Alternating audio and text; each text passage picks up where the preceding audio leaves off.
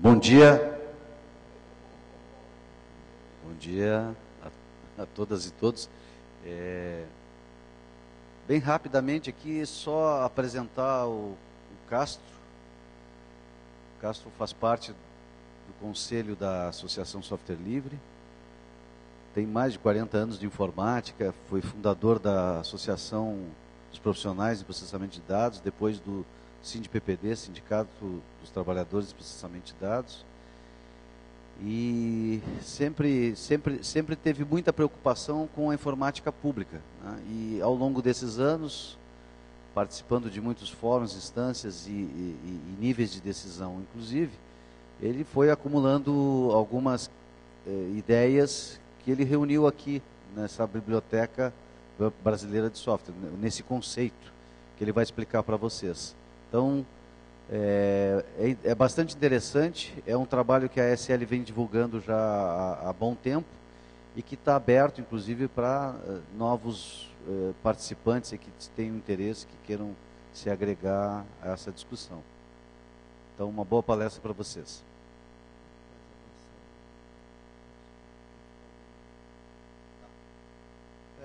Primeiro apresentar Biblioteca Brasileira de Software, ação de software público com curadoria da SL.org.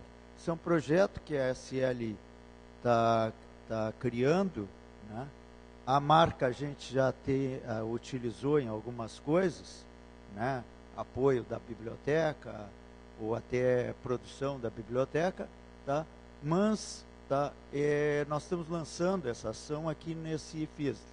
Tá? Até esse FISL ela era uma ação particular e clandestina dentro da associação. Agora ela se torna uma ação pública. Qual é o objeto disso?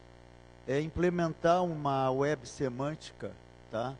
Que seja nossa, tá certo? De brasileiros e de outras, né? Pessoas e agentes que estejam associados a nós, né? Unificar acesso de todos os conteúdos de informação e conhecimento usados no Brasil, mapear e implementar busca e recuperação em repositórios, porque obviamente essas informações e essas bases de conhecimento, tá? Elas estão dispersas, né? E não basta, tu saber que elas existem, tem que ter condições de acessá-las, usá-las, etc. Contexto, tá? A gente sempre na SL, a gente fala em informática pública conforme o conceito que criamos, tá? Ao longo de um processo, né? Isso iniciou lá na década de 70, 80, pensando em ter a informação, tá, estatal, tá, disponibilizada, tá, e depois avançou para ter toda a informação, quer dizer, a informação estatal estendida. O que era a informação estatal estendida? É que, na realidade, o Estado, tá, no estágio que nós estamos, não há distinção do ponto de vista da informação e do conhecimento daquilo que é estatal e daquilo que é privado. Por quê? Porque, por exemplo, o Estado pode obrigar que tu olhe os e-mails de uma pessoa. O Estado tem informações nossas, né, que inclusive nós criamos um habeas data para poder ter acesso a elas, né? Quer dizer, na Constituição de 88 criamos um habeas data para ter acesso a informações privadas, tá? Que estavam em poder, tá certo, do Estado, ou estavam em poder de determinados poderes, de outros poderes, tá? Enfim, então tem essa circunstância. Então está ali, não confundir com informática estatal destinada a sustentar somente processos e ações estatais e governamentais e dos serviços públicos. Conjunto estendido da informática estatal tradicional, contém todas as informáticas, plataformas de hardware e software para sustentar economias estruturadas e ações políticas demandadas num determinado território. E o que é os pilares para te poder, tá, ter esse conjunto, tá, que é da informática pública, operacional, tá, funcional para as coisas que ele se propõe a fazer, que é sustentar economias e sustentar ações políticas. Ele tem que ser livre, tem que ter acesso ilimitado à técnica, as pessoas, se não criam uma assimetria. Eu não tenho acesso a uma determinada técnica, eu não tenho acesso àquela informação e àquele conhecimento. E ele tem que ser público. Essa técnica tem que ser compartilhada com total liberdade. Senão, ele enxerga e eu não enxergo. Então, tá certo, não tenho condições, tá certo disso. Contexto: restaurar conexões locais. A informática pública é o DNA nacional. Tá, se a gente fosse dizer o que é o DNA de uma nação, como é que é a sua informação. Diversidade de cada economia local é a riqueza deste DNA. Então, tá certo, da mesma forma que eu pessoalmente trabalho com modelos que são cibernéticos. A cibernética, ela diz o seguinte: não tem o que tu inventar, porque a natureza já inventou tudo que é possível. Se tu quiser fazer alguma coisa, copia busca na natureza alguma coisa que seja, modelo para aquilo que tu precisa. Tá? Essa é a questão-chave. E para isso tu tem que ter diversidade. Porque se tu não tem diversidade, tu restringiu o número de problemas que tu é capaz de responder. Então, exatamente os ecossistemas locais é que eles são geradores dessa diversidade. E eles tornam rico esse processo. Tá? O que é o modelo PSL 2.0? Agora, só dando um break aqui. PSL, Projeto de Software Livre. Isso está na origem da própria SL, do próprio movimento de software livre no Brasil. Porque como é que se começou o movimento de software livre no Brasil? Um grupo de pessoas criava um projeto de software livre, quer dizer, queria fazer alguma coisa, então ele chamava isso de projeto e se reunia essas pessoas. Tá? Então, isso estava voltado para fazer uma promoção, para fazer um desenvolvimento do software livre. Só que hoje, nós estamos já num outro estágio das coisas. E o que é o PSL 2.0? É uma ação que nós lançamos em 2016, 2015, tá? Eu e o Sadice éramos os curadores, né? Hoje já tem mais pessoas, tá? Que era fazer um projeto de software livre para negócio, tá certo? Porque tu tem que ir além, tá certo, do projeto, ele tem que virar ação, né? Então, é toda uma série, nós temos uma estratégia, mas são modelos de negócio que nós podemos, difundir, damos assistência. Na realidade, uma modelagem muito simples, que é como essa da biblioteca. É o mesmo princípio que eu vou mostrar para vocês. Então, o modelo PSL 2.0 é uma estratégia bottom-up de desenvolvimento. Tu começa sempre na localidade, no PSL, no grupo menor, e tu expande para o Estado, para o nacional, para o internacional, tu segue em frente. O que pretende? Recuperar governo efetivo em cada localidade. Eu vou fazer um projeto, eu não posso me filiar a uma fundação e nós estamos assim com toda uma dinâmica e de repente eles descontinuam esse projeto. O que acontece quando tu te vincula a um empreendimento privado? Tem alguém que é o dono e de repente todo aquele teu investimento desaparece. Então tu tem que ter governo efetivo de cada grupo, tá, isoladamente, e tem que restaurar, para que ter esse governo efetivo, tu tem que restaurar conexões locais. Por quê? Porque o processo de globalização, vamos a seguir, segue, Sadi. Tá? Então, aqui só, né, como garantir que esforços locais, estaduais e nacionais, efetivados com independência e autonomia, façam emergir o DNA, que até hoje nós temos dificuldade de expressar. Né? E a resposta é a Biblioteca Brasileira. Tá? Conceitos funcionais. Tá? Informação ou conhecimentos performáticos, no sentido amplo, mas absolutamente rigoroso.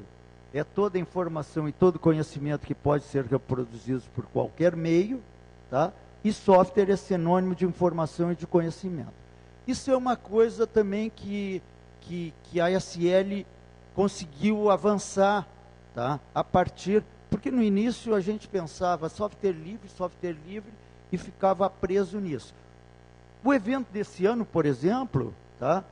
Ele tem, até ali na logo e na placa não aparece, mas ele tem que é o conhecimento para a sociedade.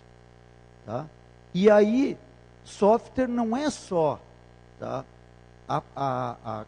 aquele que pode ser executado por uma máquina, aquele código que pode ser, tá, que é automático.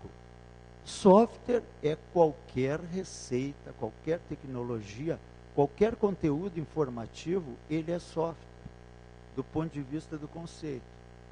Né? Então, informação ou conhecimento performáticos.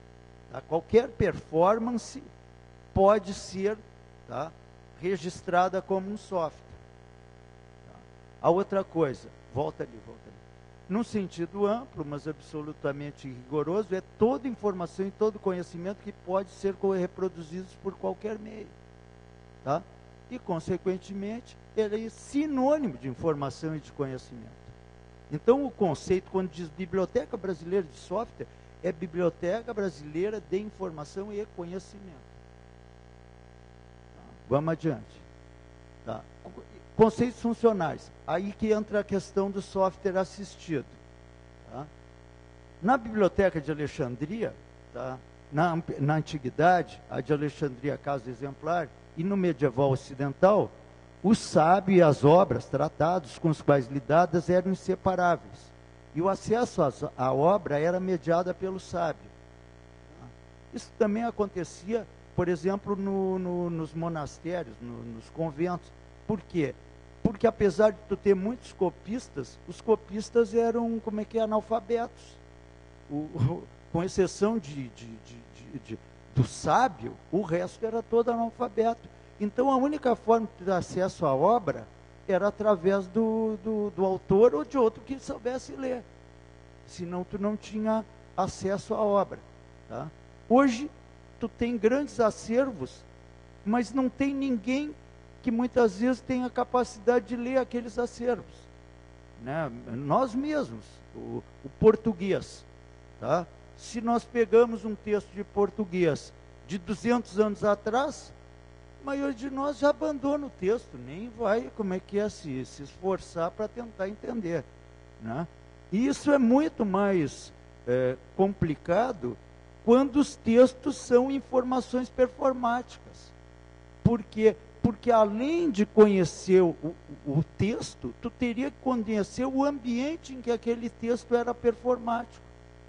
Por exemplo, um alquimista fazia uma série de registros. Um químico moderno talvez não tenha nenhuma condição de de reproduzir os processos que o alquimista fez aqueles registros. Né? Então, informação e conhecimento só são úteis quando lidos com assistência e mediação dos respectivos autores e ou redatores e ou editores.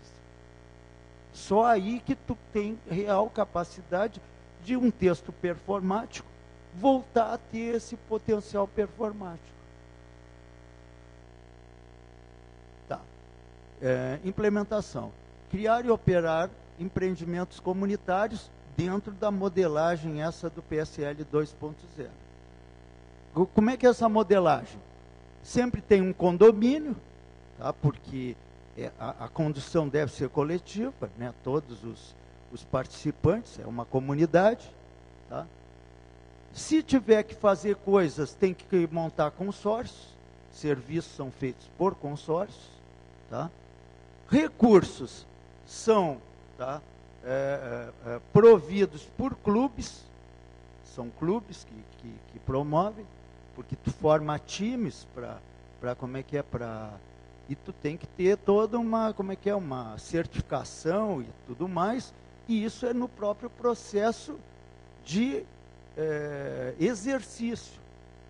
Né? Quer dizer, como é que tu sabe se um cara joga bem futebol? Jogando, não há outra condição de tu, isso não existe, o cara fazer como é que é, uma prova para jogador de futebol, ninguém faz isso, né? Põe ele a jogar e vê se ele joga, né?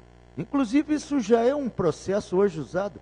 Outro dia eu estava numa palestra dos caras da Automática, que é o wordpress.com, né, que é o serviço do WordPress, tá? E o lance é o seguinte, tu quer trabalhar com eles, tu manda como é que é o teu pedido, tá? Eles olham o teu pedido e eles te contratam por 30 dias. Tá? Se nos 30 dias tu aguentar eles, tá certo? Tu está contratado, senão acabou os 30 dias, né? É o velho contrato de experiência, não tem mais setor de recursos humanos, não tem mais nada. É o seguinte, entra, tenta fazer, não deu, chama outro, né? Esquece, né? E as escolas? Porque para te pôr as pessoas dentro de um determinado processo, tu tem que primeiro certificá-las. Tá? E a certificação disso tem que ser uma escola. Tá? Adiante. Tá? O que o condomínio é? Tá? O condomínio é o proprietário da biblioteca. Quem é como é que é o dono da biblioteca é o condomínio. Associação de todos os interessados, brasileiros e seus associados, pessoas e entes econômicos em trabalhar sempre com protagonismo econômico, oferindo renda para sustentar a ação. Isso é outra coisa que nós temos que superar, a ideia de que as pessoas trabalham grátis. Isso não existe, o tal do voluntário, o voluntário era pago, né? Eu me voluntariava, era só eu me apresentar para o serviço, mas essa de o voluntário não ser pago, isso é, como é que é, é um fenômeno que é só pessoas abonadas que podem ser voluntários, né? Os outros, como é que vão se voluntariar? Se o cara tem que trabalhar para, como é que é, para viver. Então, isso é uma piada, isso não existe, né? Vamos adiante. Consórcio, organização e operação da biblioteca, tá? Também, o mesmo tipo de coisa, tá? Depois o seguinte, tem os clubes locais, tá? Que são de interface das comunidades técnicas com a biblioteca, efetivação da ação nas localidades, tá? Associações nas localidades, né? Que trabalham para expandir o cabedal de software na biblioteca, com os desenvolvimentos e implementações dos negócios, empreendimentos, comunidades e profissionais na localidade. Vamos adiante. Escolas. Criação de formação específica para interessados, tá? Na ação. Formação específica. Ação de implementação e operação da biblioteca, promoção e popularização de software adequado aos recursos brasileiros, promoção e popularização do uso do software assistido, que é uma exclusividade da biblioteca.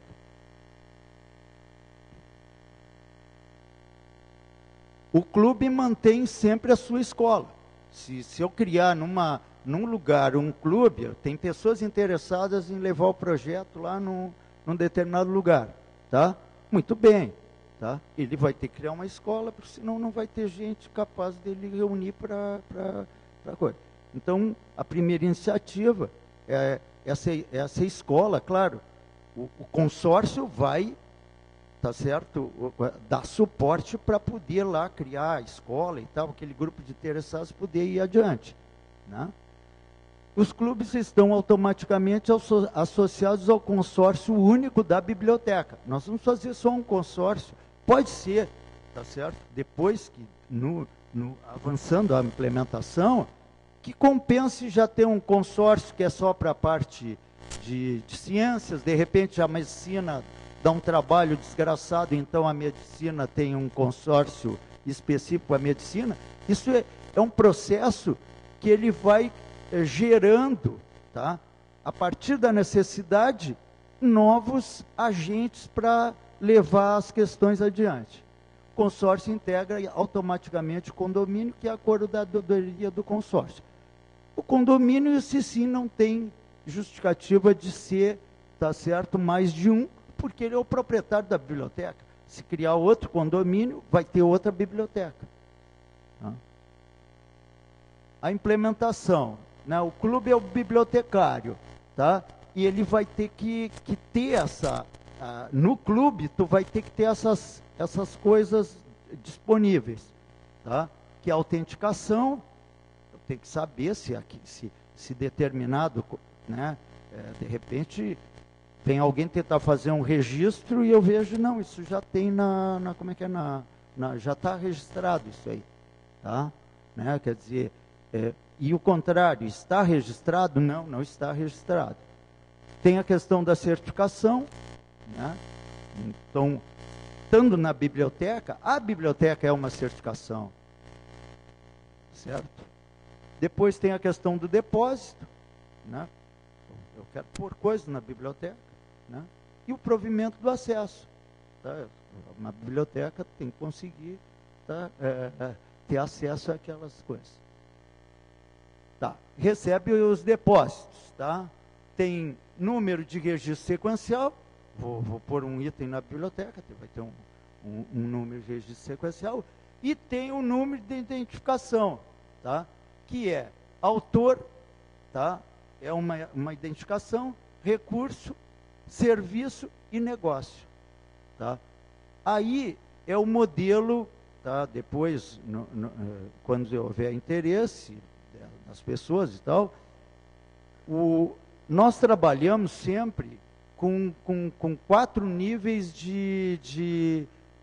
a informação sempre ela é composta de 4 elementos constituintes.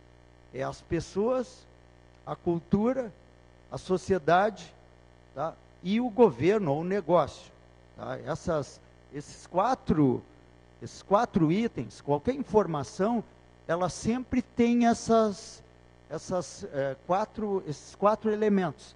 Por quê? Porque toda organização social segue esse mesmo, ela é constituída dessa forma, por pessoas, por uma cultura, por uma sociedade e por um Estado que apresenta o estágio de desenvolvimento daquele conjunto, né?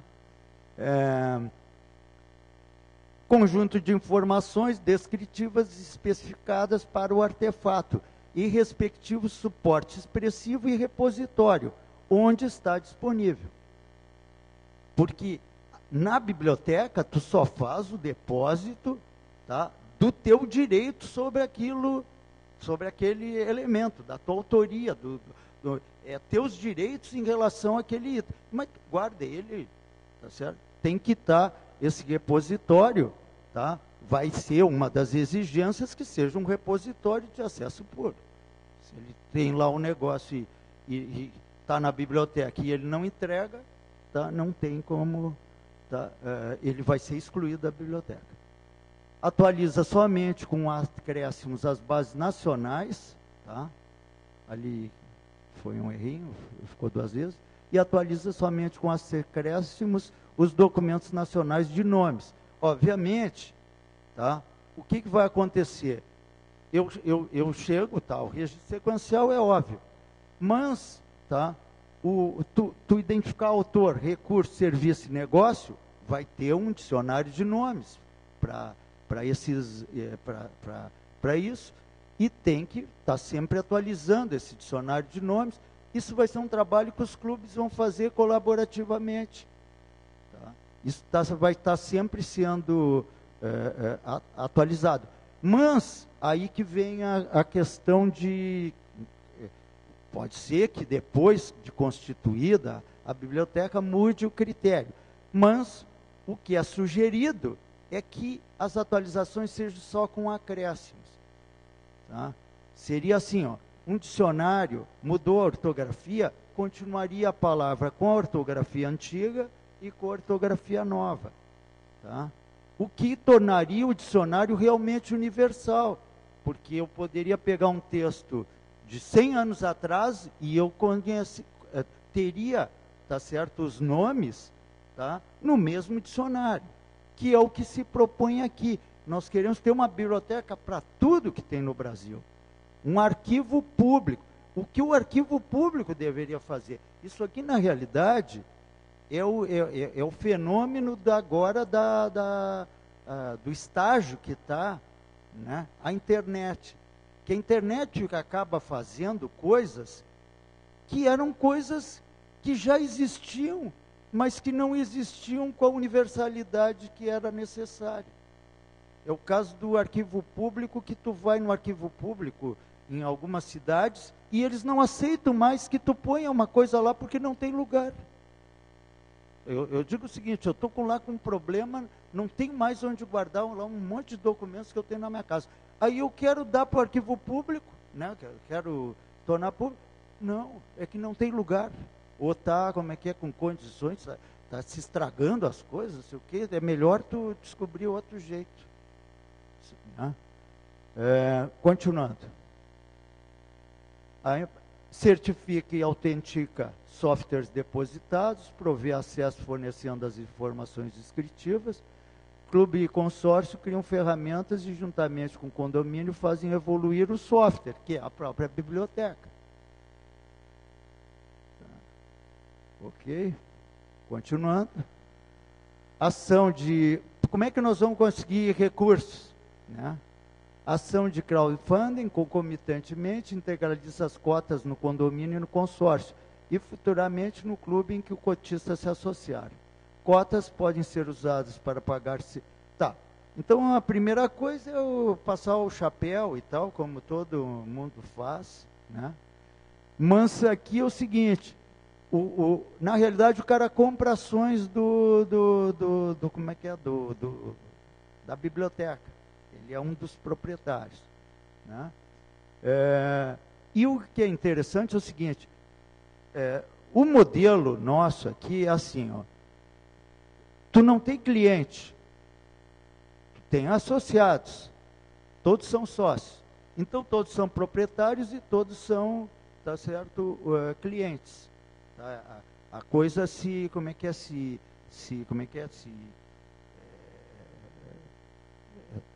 reunifica, porque as pessoas não são divididas, não tem um grupo de proprietários, né, na economia e outro grupo de clientes, as pessoas são as mesmas, né?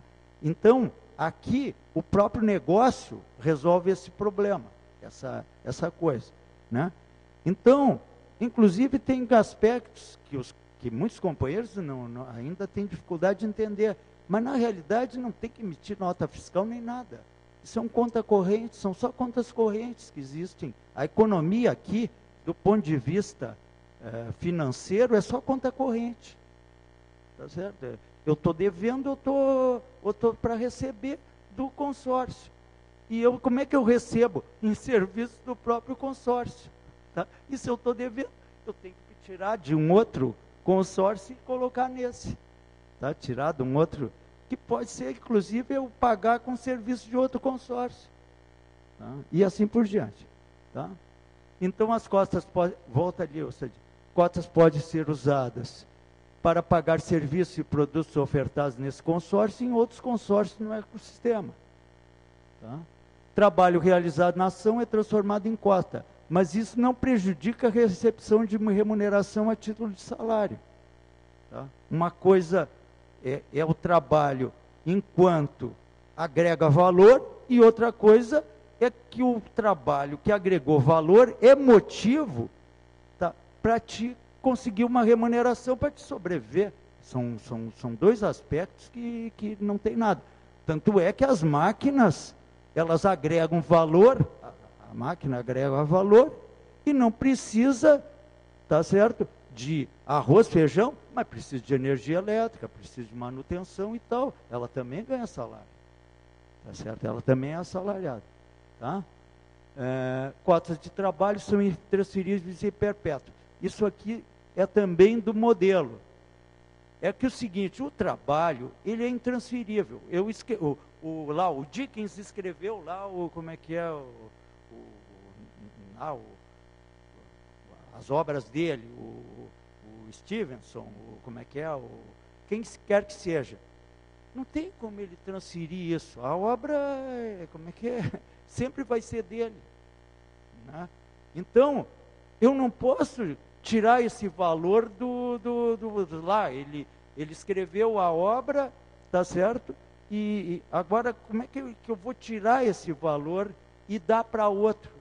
Não adianta nada isso. Tá? Tu só pode negociar direitos, mas o valor, tu não tem como negociar. O que significa isso? Tu tem uma estabilidade dos negócios. Porque o lance é o seguinte, eu fiz todo um investimento em alguma coisa. Aí, de repente, por uma circunstância qualquer, tá?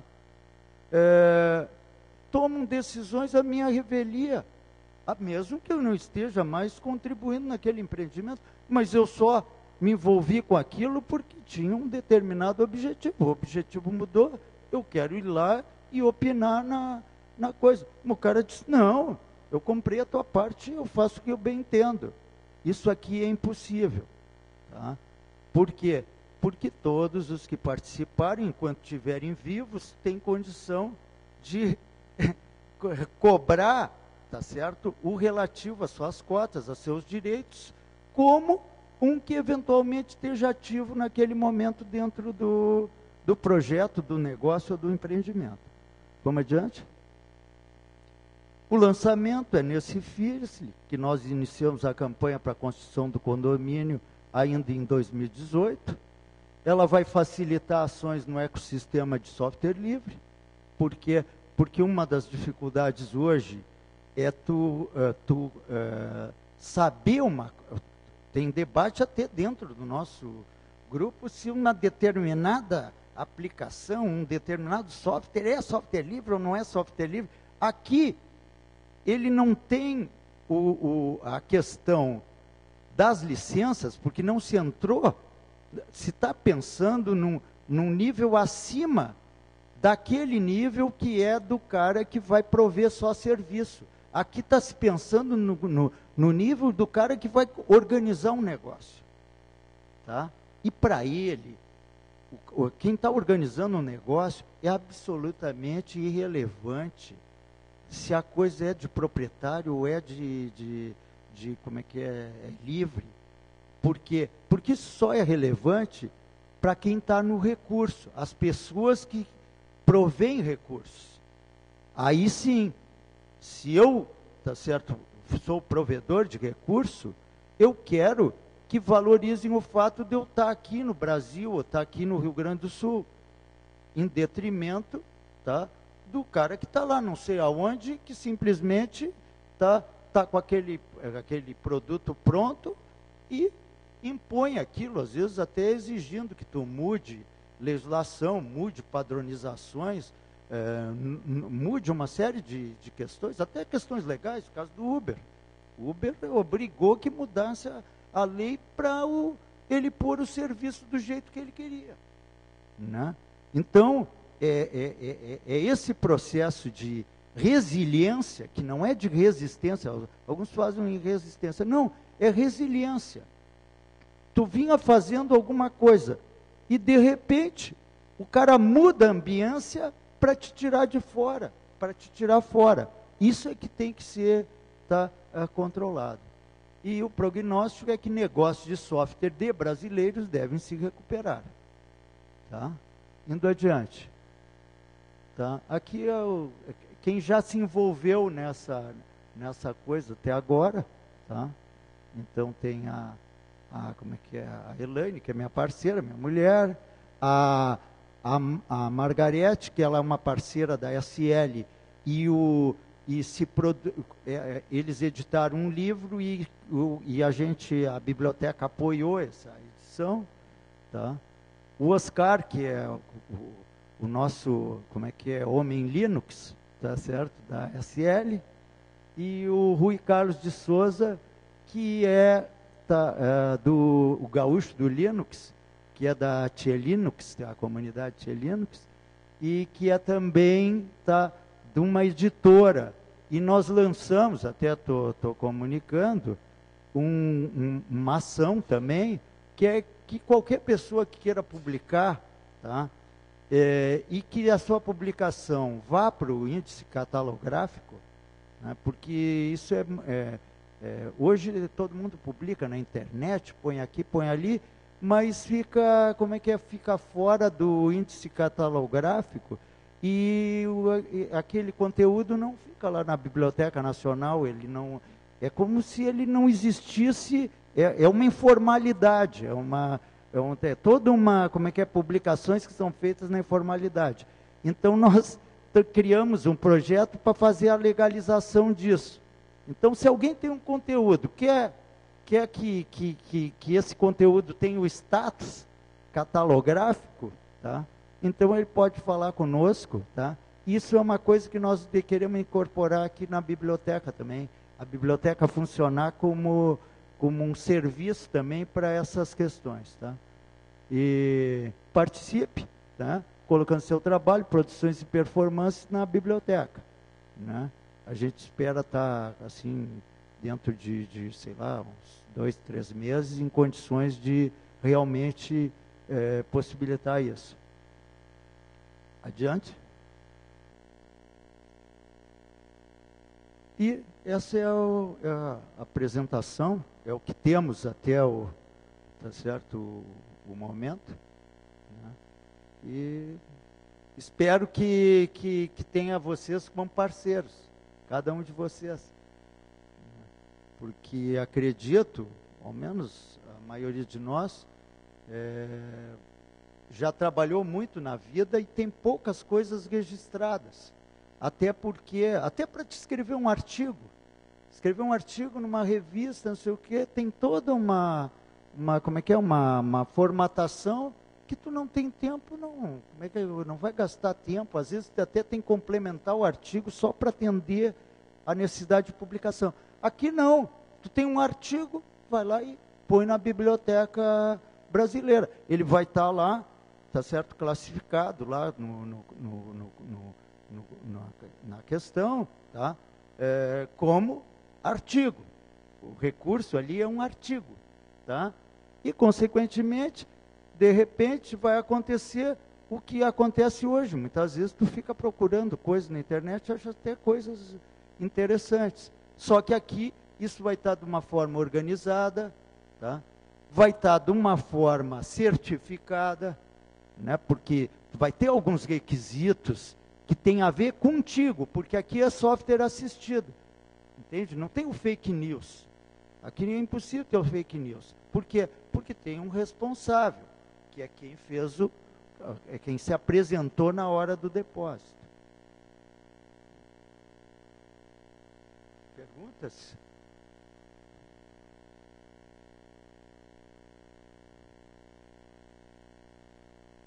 Vou deixar com o Sadi, então, agora.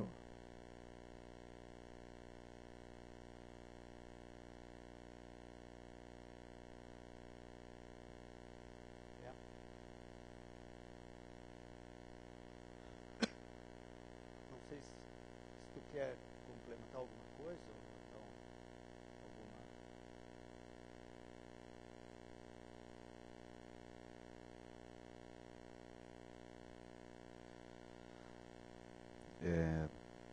Eu acho que para ajudar um pouco assim a discussão,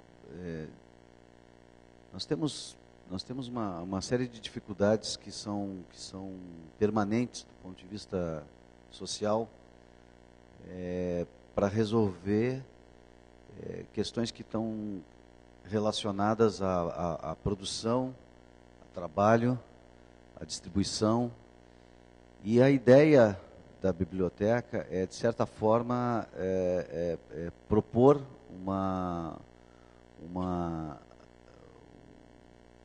lógica que dê solução para isso, né? Na realidade, se vocês voltarem ao início e pararem para examinar, nós estamos tratando aqui de uma solução que, com base em colaboração, compartilhamento, né, conhecimento livre, resolveria as mazelas do mundo.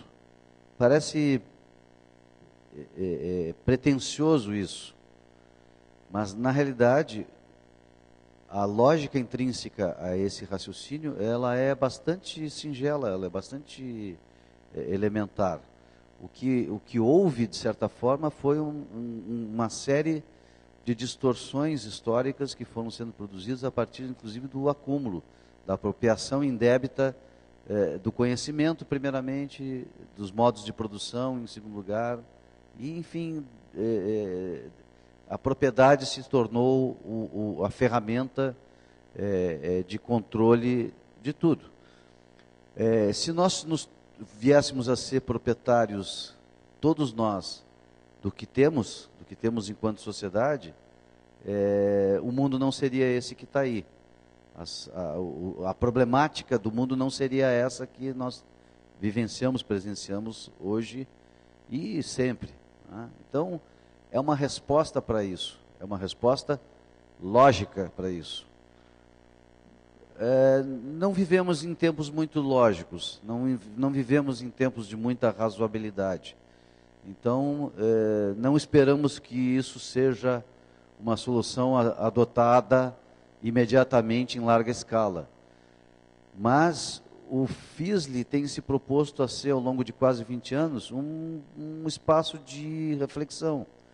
Um espaço que, como o Castro comentou, parte do conceito, parte da ferramenta software, né, que é um elemento de conhecimento, para dizer o seguinte, que o papel daquilo que a gente faz, a importância daquilo que a gente faz, é talvez muito maior do que a gente imagina, especialmente pelo conhecimento, pela potência do conhecimento, pela condição estratégica do conhecimento que nós temos sobre código, sobre ferramentas de software. Então, esse modelo, na verdade, é um modelo que se estende, se aplica a tudo, né? Mas que nós poderíamos mostrar a sua eficácia e a sua eficiência a partir da constituição de uma rede que, em alguma medida, já existe. O projeto Software Livre Brasil vai ter uma palestra hoje às 16h a respeito disso. Ele é uma generosa invenção, mais um item dessa biblioteca que foi construído, foi colocado de pé há 20 anos atrás, quase isso, 18 anos, e que com ele, e para falar dele, inclusive, nós inventamos o fórum, criamos o fórum. E logo depois a Associação Software Livre foi construída para ser o braço executivo do FISLE e do projeto Software Livre Brasil.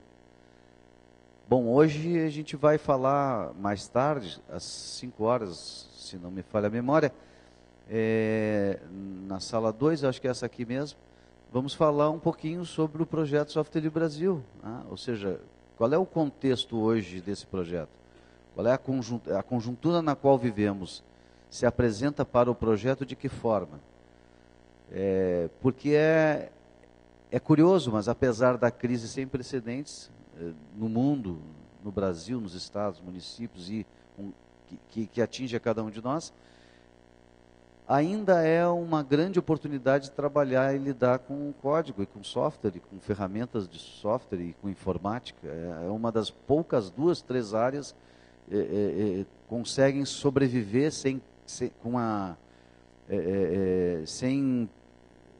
cair, sem ter prejuízo da sua produtividade, do seu resultado, né, conforme os indicadores econômicos mostram. Então, essa condição nos dá uma oportunidade. Nós precisamos pensar sobre esse projeto, né? Então, na atual conjuntura, o que precisa ser feito para que ele possa crescer, voltar a crescer mais ainda e possa ajudar a cada um de nós, a cada município, a cada estado e ao país a sair desse atoleiro, dessa crise, né? Conhecimento é a única coisa que agrega valor, que pode acrescer, né? Pode aumentar o valor das coisas. Então, se nós lidamos com conhecimento, um conhecimento técnico específico, mas com um conhecimento estratégico, nós temos uma responsabilidade, inclusive, com esse cenário econômico e social. Por isso, então, a ideia da biblioteca, ela é conceitual, mas ela é também muito concreta do ponto de vista de que é preciso pensar diferente. Nós estamos numa situação hoje bastante crítica e sem nenhuma perspectiva de mudança desse cenário, dessa realidade. Precisamos discutir alternativas, aqui tem uma delas, e o projeto Software Livre é, de certa forma, um movimento nacional que envolve milhares de pessoas que trabalham com software, que trabalham com ferramentas, direta ou indiretamente, e que poderia e pode ser vanguarda nessa tentativa de mudar e de apresentar uma outra realidade, né? Ser protagonista dessa circunstância. Indicado ali 5 minutos, já faz uns 2 ou 3, então, se alguém quiser fazer um último comentário, para a gente poder passar para a próxima sala. Se alguém gostaria? Não tendo ninguém, então a gente agradece. Oi? Aqui.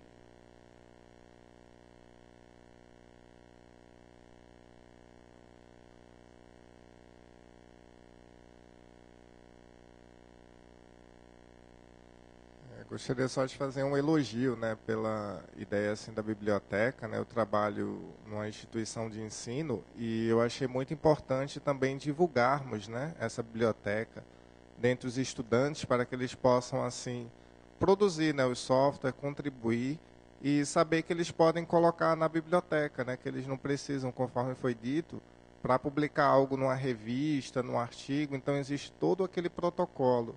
E já no caso na biblioteca não, então de uma forma fácil, de uma forma acessível, todos assim podem contribuir, né, com projetos de software livres. Então eu gostaria assim, de agradecer, assim, elogiar, né.